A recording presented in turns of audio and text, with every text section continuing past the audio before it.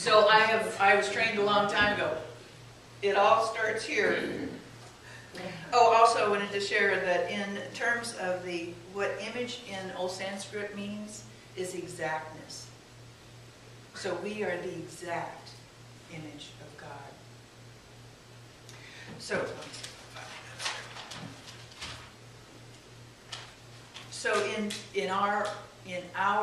in my Abraham group and learning about affirmations, what I discovered is I could say things like, I want more money in my life, I want a relationship, I want better health. But I have this undercurrent of stuff that says, who are you? Have you looked in the paper? Didn't you hear about the recession? You know, your relationships have never worked. So what I was finding is that I was up against that all the time. And it's like, I have got to find something to help me know the truth of my affirmation. So Abraham gave me some fabulous tools to be able to catch myself in those places when I start spiraling downward. And I thought of, in musical terms, because of this weekend, that metaphorically, if you've been playing an instrument your whole life and you have been playing the song 1,001 times, you know that song, you're confident in that song, you've memorized it by heart.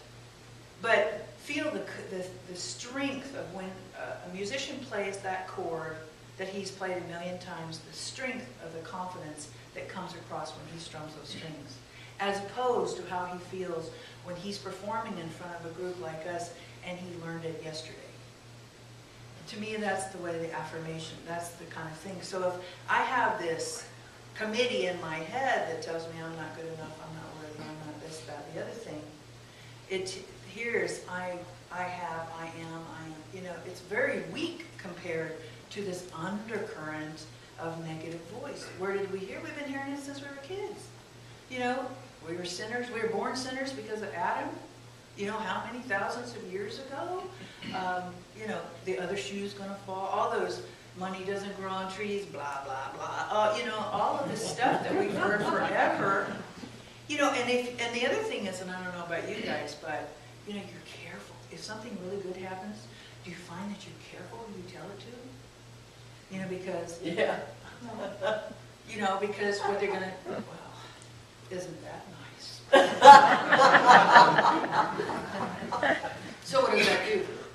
You know, I mean, you know, so you're careful. The thing is that we have to, one of the things I want to share with you that comes from Sandy this morning are called the 12 responsibilities of mastery.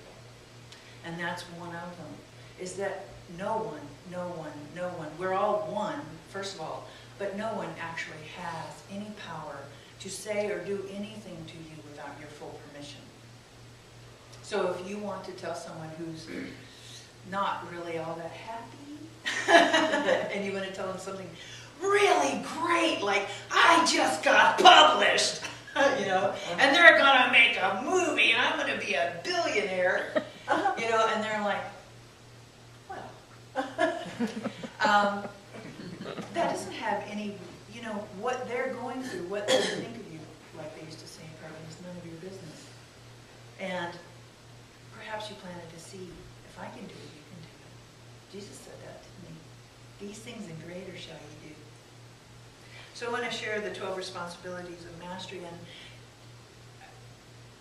I'm just going to read a sentence, but if you guys want to investigate this and read them, I mean, some of them are very long, you can go to azuritepress.com, A-Z-U-R-I-T-E, and look for the 12 responsibilities of mastery.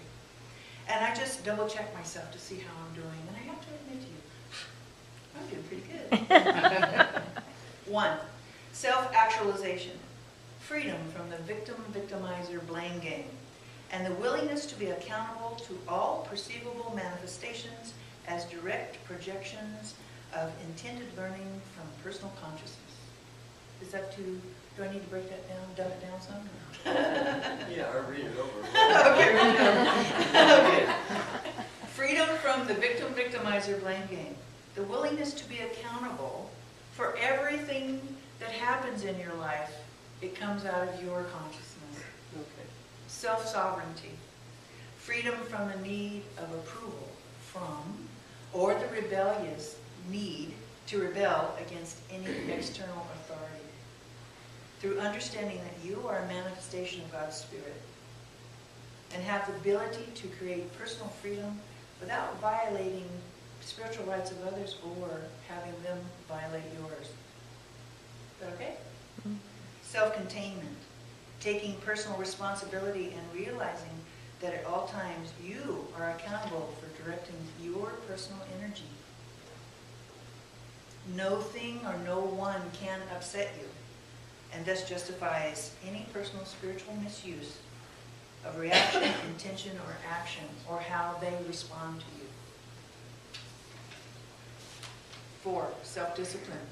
Accepting responsibility of directing personal energies toward rather than in opposition to the outcomes you desire to experience. 5, self-love. It is our responsibility to love and nurture ourselves through the limitless gift of divine spirit that moves through us at every moment.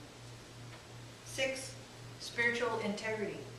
It is our absolute responsibility to choose to act with spiritual integrity at all times. Yes. There is no excuse to knowingly violate the spiritual rights of others, regardless of how poorly they may react to you. 7, appreciation. Our present society continually teaches us to want more, need more, be more, do more. We are constantly influenced to perceive what is lacking in order to motivate us to buy more, work more, pay more taxes, and be good little consumer sheep.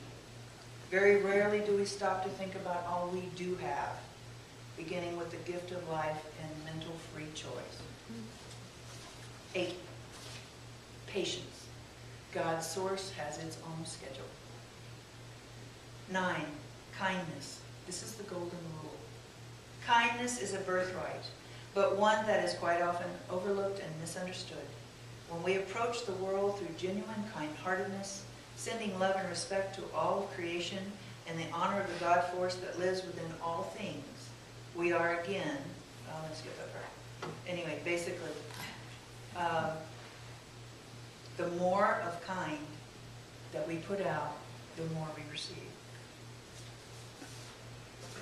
10, conservation.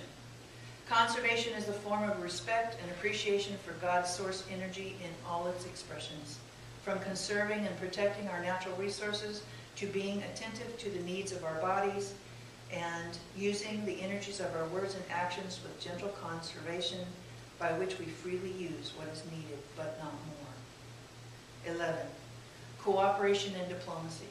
Existence is and always will be a cooperative endeavor. We must be willing to allow other beings the fulfillment of their needs and desires if we hope to have our fulfillment known. 12, learning to identify and appropriately apply both common sense and the uncommon sense of spiritual knowing will allow us to establish the greatest balance of energy expression within all aspects of our lives.